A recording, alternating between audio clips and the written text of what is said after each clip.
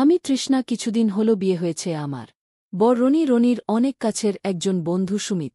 সুমিত রয়, বয়স ৩, পেশায় একজন ব্যাংকার। চরিত্র খুব একটা ভালো না, যাকে টার্গেট করবে তাকে যে করেই হোক খাবেই বিয়ের দিন। দেখেই আমার উপর দারুণ লোভ জেগেছে সুমিতের। বিয়ের পর বেশ কয়েকবার ট্রাই মেরেছিল, যদিও লাভ হয়নি। এভাবেই প্রায় বছর কাটল। একদিন সকালে রনি কল দিয়ে সুমিতকে আমাদের নতুন কেনা ফ্ল্যাটে আসতে বলল। সুমিত দেরি না করে চলে আসলো আমাদের ফ্ল্যাটে। এসেই রনিকে সুমিত বলল, কিরে, কি এত জরুরি ব্যাপার? রনি বলল, আর বলিস না, নতুন ফ্ল্যাট নিয়েছি। জানিসই তো, আর আগের জবটা ছেড়ে নতুন আরেকটা জব নিয়েছি। এই কোম্পানি আমাকে ১ মাসের জন্য ট্রেনিং এ পাঠাচ্ছে দক্ষিণে। তৃষ্ণাও সাথে যাচ্ছে, কিন্তু ফ্ল্যাট খালি রেখে কি করে যাই বলতো। তাই আমি আর তৃষ্ণা মিলে ডিসিশন নিলাম, তোকে ১ মাসের জন্য এই ফ্ল্যাটে রেখে যাব, ওয়াচার কাম হাউস গেস্ট হিসেবে। ওরে এই ব্যাপার আমি ভাবলাম কি না কি থাকব না হয়। রনি বলল, শোন, তোকে একদম ফাঁকা ছেড়ে যাচ্ছি না। পাশের ফ্ল্যাটে পাবি একজনকে জমাতে পারলে, কিন্তু একদম ছক্কা। সত্যি বলছিস না ফান করছিস? আরে হ্যাঁ রে দাঁড়া, তোর সাথে পরিচয় করিয়ে দেব এসময়। আমি ঢুকলাম বসার ঘরে কফি নিয়ে। আমাকে দেখেই সুমিতের জ্যান লাফিয়ে উঠল। এতক্ষণ কিচেনে থাকায় বেশ ঘেমেছি। সুমিতের ইচ্ছে করছে আমাকে এখনি পটকিয়ে ফেলতে। আমি বললাম, কি সুমিত দা, কেমন আছো? এই তো আছি, তুমি কেমন আছো? শুনলাম তুমিও নাকি যাচ্ছ। ঠিকই শুনেছ, তাই তো তোমাকে ডাকা। নতুন ফ্ল্যাট এখনই যদি ফাঁকা করে রাখতে হয় তাহলে তো সমস্যা। তুমি প্লিজ থাকো না একটা মাস। আমি কখনো সাউথের দিকে যাইনি, ভাবলাম এবার যদি একটু ঘুরে আসা যায়। আচ্ছা বাবা, থাকব। তুমি যখন এত করে বলছো তখন কি আর না থেকে পারি? রনি বল, তাহলে সেই কথাই রিল। আমরা আগামী পরশু সকালে রওনা দিচ্ছি। তুই তাহলে পরশু সকালেই চলে আয়, তোর হাতে চাবি। গিয়ে আমরা রওনা হব। কফি খেতে খেতে গল্প চলতে লাগলো, আর সেই সুযোগে আমাকে সুমিত চোখ দিয়ে গিলতে লাগল। আমার নজরও সুমিতের দিকে। ইস, কিভাবে তাকিয়ে আছে, যেন চোখ গিয়েই খাবে। মনে মনে ভাবলাম, আমিও বেশ আধুনিক মেয়ে, বিয়ের আগে কয়েকজন বয়ফ্রেন্ড ছিল, তাই বেশ কয়েকবার লাগিয়েছি আমি। আর এটাও জানি যে আমার বর রনিও ধোয়া তুলসী নয়। দুজনেই দুজনের ব্যাপারে জানি, তাই আমিও সুমিতের সাথে বেশ তাল দিতে লাগলাম। সুমিত সিগন্যাল পেয়ে গেছে। গল্প চলতে চলতে বেলা পেরুলো। সুমিতের উঠতে হবে এবার। আমি বললাম, সুমিত দা, চলুন পাশের ফ্ল্যাটের বিনা বৌদির সাথে পরিচয় করিয়ে দেই। আমি গিয়ে কলিং বেল বাজালাম। দরজা খুলে হলো যেন লাল একটা আপেল, লাল একটা কামিজ পরনে আর কালো একটা ওড়না দিয়ে মাথার বুক ঢাকা। বয়স ২-৪ কি ২-৫ হবে। ফর্সা, গায়ের রং বালিঘড়ির মত। ফিগার না মোটা না চিকন, বোঝা যায় বুকটা বেশ বড়। ৩-৪ হবে। এক পলকেই সুমিতের অভিজ্ঞ চোখ সব মেপে নীল। উফ, কি খাসা মাল! আবারও নেচে উঠল সুমিতের। আহ, একটা মাস বেশ কাটবে সুমিতের। মালতে একটু জারিজুরি করতে পারে, কিন্তু ভালো করে খেলতে পারলে সত্যি সত্যি ছক্কা মারা যাবে। আমি বললাম, বৌদি, এ হচ্ছে সুমিত দা, রনির বন্ধু। উনি থাকবেন আমাদের ফ্ল্যাটে এই মাসটায় হাউস গেস্ট হয়ে একটু দেখবেন। আর সুমিত, ইনি বিনা বৌদি কোন দরকার হলে উনার কাছে আসবেন? সে তো আসবই, প্রতিবেলাতে আসবো। একে যে করেই হোক তুলতে হবে বিছানায়। মনে মনে বলে নীল। সুমিত বিনা বলল, অবশ্যই আসবেন। আর বৌদি, আমি তো আছি, একদম চিন্তা করবেন না। আমাদের দুইজনের কাছ থেকে বিদায় নীল সুমিত। রনি চলল সুমিতকে এগিয়ে দিতে। সেদিনের মতো বাড়ি ফিরল সুমিত। তারপর পূর্বের কথা মতো নিজের দরকারি জিনিসপত্র নিয়ে সকালে আমাদের ফ্ল্যাটে পৌঁছালো। আমি খুব করে সেজেছি। সুমিতের ইচ্ছে করছে এখনি আমার উপর ঝাঁপিয়ে পড়ে সব কাজ সেরে আমরা বের হলাম। যাবার আগে আমি আবারও বিনাকে অনুরোধ করে গেলাম যেন সুমিতকে হেল্প করে। সকাল ১০টায় আমরা রওনা দিলাম সুমিতের হাতে।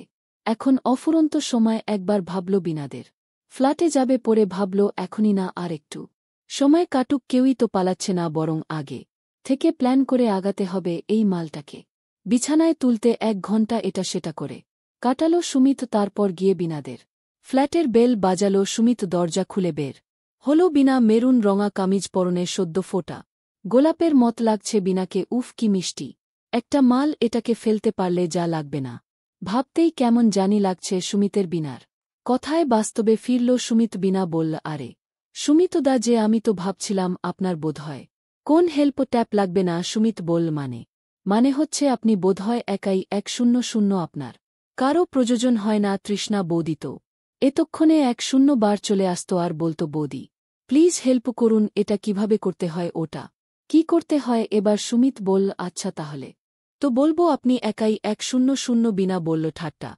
করছেন এই দেখো আপনাকে বাইরেই বাড করিয়ে রেখেছি আসুন ভেতরে আসুন ঢুকে সুমিত বল আসলে টুকিটাকি কাজ করছিলাম এতক্ষণ ভাবলাম এবার একটু কফি খাই তা একা একা কফি খেতে বোর লাগে তাই ভাবলাম আপনার সাথে বসে কফি খাই খাওয়াও হবে কথাও বলা যাবে যদি আপনিও ফ্রি থাকেন বাহ আপনি তো ভীষণ স্মার্ট দেখছি এক কথাতেই কফি ডেট চালিয়ে দিলেন ধরে নিন না আমার সাথে কফি ডেট করছেন যদি আপনার আপত্তি না থাকে না আপত্তি নেই আমিও ভাবছিলাম আপনার সাথে একটু কথা বলি আমিও বোর হচ্ছিলাম অন্যদিন তো তৃষ্ণার সাথেই আড্ডা মেরে সময় কাটাই আজ না হয় আমার সাথেই আড্ডা মারুন সত্যি বলছি আমি অত বোরিং লোক না সে তো বুঝতেই আপনার কথা বলার স্টাইল দেখে একটু ওয়েট করুন আমি কফি নিয়ে আসছি এই বলে বিনা কিচেনের দিকে গেল সুমিত বসার ঘর ঘুরে ঘুরে দেখতে লাগল কিছু ছবি দেখতে পেল সুমিত মধ্যবয়স্ক একটা লোকের সাথে বিনার ছবি খটকা লাগল সুমিতের এটা কি বিনার বর এত বয়স্ক একটা লোকের এত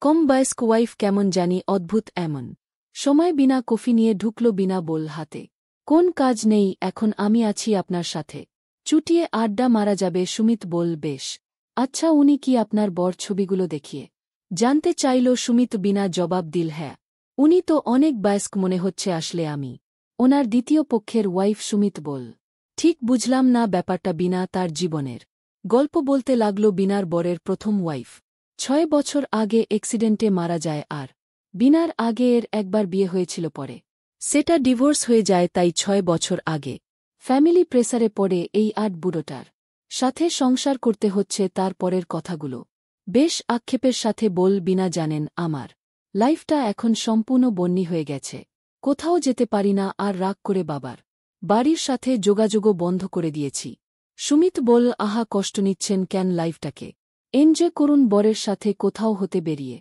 আসুন বিনা বলল আর বর উনি ওনার বিজনেস নিয়েই পড়ে আছেন ওনার অত সময় কোথায় বিনার কণ্ঠ ভারী হয়ে আসছে সুমিত দেখল এই সুযোগ বিনার কাছাকাছি যাওয়ার সে গিয়ে বিনার পাশে বসল আস্তে করে বিনার দান হাতটা নিজের তালুবন্দি করল ভীষণ নরম একটা হাত হাতে আস্তে আস্তে চাপ দিতে দিতে সান্ত্বনা দিতে লাগল সুমিত বলে বৌদি একদম চিন্তা করবেন না আমি আছি তো যদি বন্ধু বলে মানতে পারেন তাহলে আপনি কে লাইফ এনজয় করা শেখাবো বিনা একটু উৎফুল্লু হয়ে বল সত্যি একদম সত্যি এই তোমাকে ছুঁয়ে বলছি দেখো এক হাত দিয়ে বিনার ফর্সা নরম গাল ছুঁয়ে বলল সুমিত বুঝে গিয়েছে ঠিক কি করলে মালটাকে সহজে তোলা যাবে বিনার কানের কাছে মুখ নিয়ে আস্তে আস্তে মিষ্টি কথা বলতে লাগল সুমিত জানে এ ধরনের বুড়া কতটুকু ডেসপারেট থাকে সেটার সুযোগটাই কাজে লাগাচ্ছে সুমিত আর ওদিকে সুমিতের মিষ্টি কথায় একে অপরের বিভেদটাও ভুলে গেছে বিনা মুখ ফুটে বলতে পারছে না কিন্তু সে জানে একটা পুরুষ কি ভীষণ দরকার তার তা সে যেই হোক না কেন তাই সুমিতকে প্রশ্রয় দিয়েই যাচ্ছে সুমিত প্রায় 2 হাত দিয়ে জড়িয়ে আছে বিনাকে সুমিত এবার আরও বেশি এগ্রেসিভ হতে লাগল বল উফ বিনা তুমি ভীষণ নরম গো বিনা ইস করে শব্দ করল লজ্জায় লাল হতে লাগল বিনা উফ মালটাকে তোলা হয়ে গিয়েছে এখন কেবল খেলাটাই বাকি সুমিত অবশ্য ভেবেছিল অনেকক্ষণ সময় নিয়ে খেলতে হবে কিন্তু এত কেবল জ্বলে হাত দিতেই মাছ উঠে আসছে সুমিত বিনার কানের সামনে মুখ নিয়ে এবার বল তাহলে এখন থেকেই লাইফ এনজের ট্রেনিং শুরু হয়ে যাক বিনা বল জানি না যাও এখন সুমিত এবার বিনাকে নিজের দিকে ঘুরিয়ে নীল খুবই হালকা সাজগোজ বিনার চোখে গাঢ় করে কাজল দেয়া বিনা এবার চোখ বুঝে ফেল শ্বাস গাঢ় আর উত্তপ্ত হয়ে যাচ্ছে তার কিস করা শুরু করে দিল সুমিত ওদিকে বিনার বেসামাল অবস্থা এমনিতেই অনেকদিন খেলে না সে আর এখন সুমিতের ভীষণ আক্রমণে নিজেকে আর সামলাতে পারছে না এরপর প্রায় 1 ঘণ্টা ধরে খেলল দুজনে বিনা খুব এনজয় করল খেলাটা এরপর থেকে নিয়মিত ওদের খেলাধুলা চলতে থাকল আমি ফিরে এসে সবকিছু জানতে পারলাম বিনা বৌদির সাহায্যে আমি ওদের খেলায় জয়েন করলাম সেই গল্প আরেকদিন বলবো।